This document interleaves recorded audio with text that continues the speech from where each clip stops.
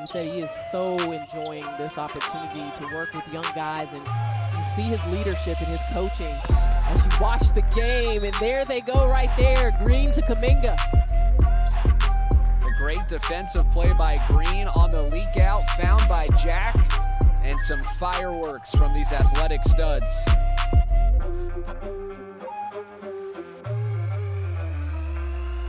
Jonathan Kuminga was the third-ranked prospect of his high school class and the number 1 ranked small forward.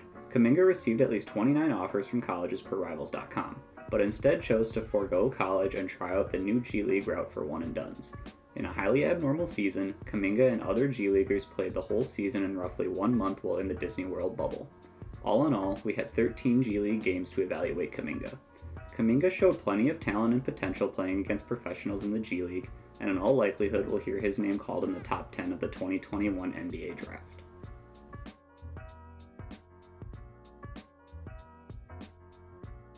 Kuminga's first, and biggest, strength is his ability to score at the basket. Kuminga can score at the basket in almost any situation.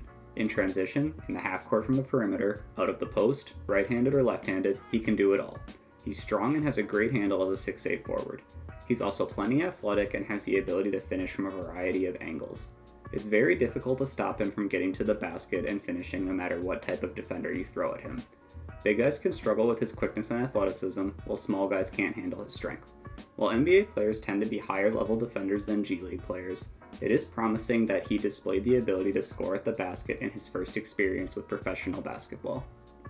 Kuminga's next strength is his ability as a playmaker. Kuminga might not quite be able to be called a point forward, but he's close. Kuminga handles the ball very well for his size and also has nice vision. He really does drop some gorgeous passes at times, but he will also make poor decisions with the ball at times, and call his own number more often than a true number 1 playmaker probably would. But he looks like he'll make a great secondary playmaker that can have the offense run through him comfortably when needed. Kuminga's last strength is his energy on defense. With Kuminga's size, length, and athleticism, he looks the part of a defender that can defend across 4 or possibly all 5 positions. He also plays with good energy. He flies around on defense, blocking shots, deflecting passes, and doing his best to rotate onto open shooters when he gets screened out of a play. He's raw on the defensive end and will need a coach that helps him polish his technique, but the tools and energy are there for Kuminga to become a good to great defender someday.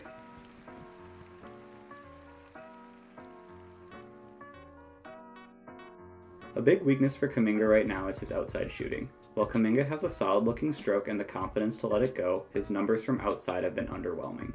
He shot just 25% from 3 in the G League bubble. Additionally, he regularly has some pretty bad misses, showing that he doesn't seem to quite have the feel for the range yet. I don't think he's a lost cause as a shooter, but I'm not sure he should ever be expected to be anything special as a shooter either. His strength is scoring at the basket, and he is very capable of doing that from the perimeter. If he can at least develop into an average shooter and make guys take that extra step out to defend him, he'll be tough to stop. Another weakness for Kuminga is his off-ball defense. As mentioned earlier, Kuminga is an energetic and potentially versatile defender with a ton of upside, but right now he's extremely raw on the defensive end off the ball. He gets caught ball watching too often and will lose track of his man. He looks confused and frantic at times as well. Part of this is to be expected given his youth and the strangeness of the last year, but he will have to clean this up to stay on the floor at the NBA level. He can't be out there giving up backdoor cuts and completely losing his man in the defensive end, no matter how valuable he could be on offense. The hope is that given a normal offseason and normal practices with the team, Kuminga can at least become a somewhat competent defender away from the ball. One last weakness for Kuminga is decision making. This weakness sort of goes hand in hand with his issues off the ball on defense. He just needs to polish his skills. While he is a good passer, he will force things that aren't there, causing devastating live ball turnovers. Also, while generally he seems like a smart player, there are moments where situational awareness seems to be a bit lacking. This is another thing that can be partially explained away by lack of practice due to COVID. Expecting it just to get better as soon as he goes to the NBA, though, would be a mistake. The team that drafts Kuminga will have to understand that he may dazzle you with a pass one possession, and then try to force one into a window that isn't there the next possession.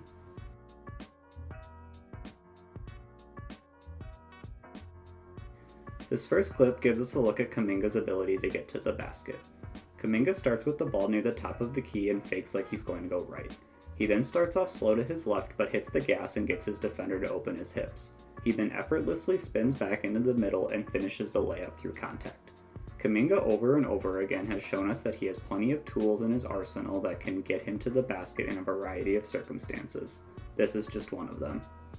This clip displays some of Kuminga's off-ball woes. Kuminga starts out covering Axel Toupane on the wing opposite the ball. Toupane doesn't cut, he just slides over a few steps to give his teammate an open passing lane. Kuminga gets caught ball watching and is miserably out of position when the ball gets kicked out to Toupane.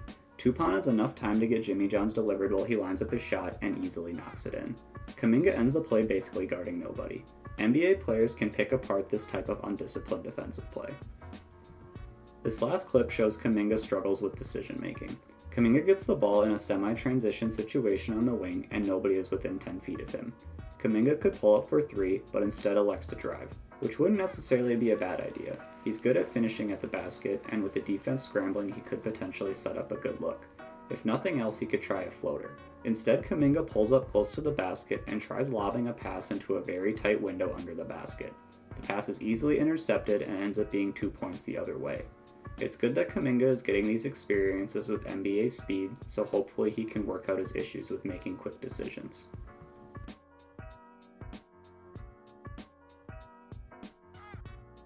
Jonathan Kuminga is incredibly talented and has all the potential in the world. He has shown that he can hang in with G Leaguers, which is a great sign, but he does still have a lot to work on. I could see Kuminga being the type of player that has flashes early in his NBA career, but goes through some growing pains as he polishes his skills.